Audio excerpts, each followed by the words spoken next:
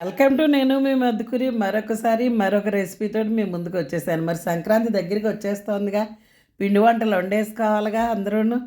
మరి అరిసెలు అయిపోయినాయి, కారబూంది అయిపోయింది, పాకండ్లు అయిపోయినాయి. మరి ఇప్పుడు కారపూస, మిఠాయి కొమ్ములు.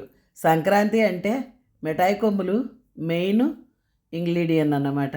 మరి మిఠాయి కొమ్ములు ఇలా కొంచెం ఒక్క అర కేజీ పిండి పెట్టుకుని చక్కగా ఇలా చేసేసుకోండి, అద్భుతంగా ఉంటుంది. నేనైతే ఓ పావు కేజీ బెల్లంతో చక్కగా మిఠాయి కొమ్ములు చేసి చూపించేశాను.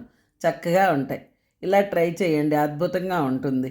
మరి మీకు ఎవరికైనా నచ్చినట్లయితే ఇక్కడ స్క్రోల్ అవుతున్నటువంటి నేను మీ మధుకూరి అని ఈ ఛానల్ని కొత్తవారు ఎవరైనా చూస్తే సబ్స్క్రైబ్ చేసుకోండి, లైక్ చేయండి.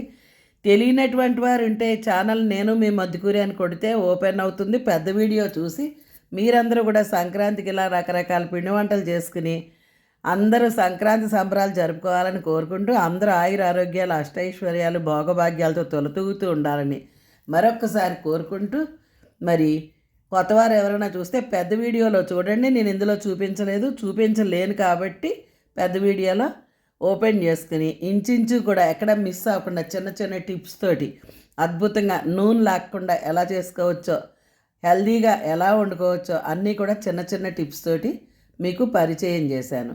మరి అన్ని వీడియోలని ఆదరించినట్టుగానే నానమ్మని మరి కారపూస కొమ్ములు కూడా చూసి మీరందరూ చేసుకుని ఎలా వచ్చింది కామెంట్ రూపంలో తెలియపరచండి.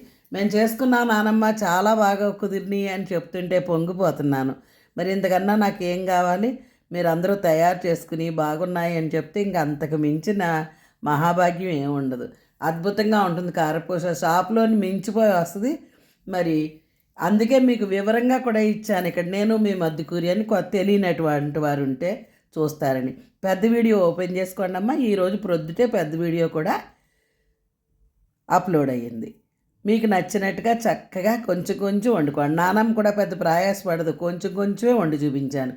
ఇలా కొంచెం కొంచెం వండుకోండి. ఒక వారం పాటు సంక్రాంతి సంబరాలు జరుపుకోవాలని కోరుకుంటూ ఇట్లా నేను మీ మధుకూరి. Thank you. ట్రై చేయండి. Thank you.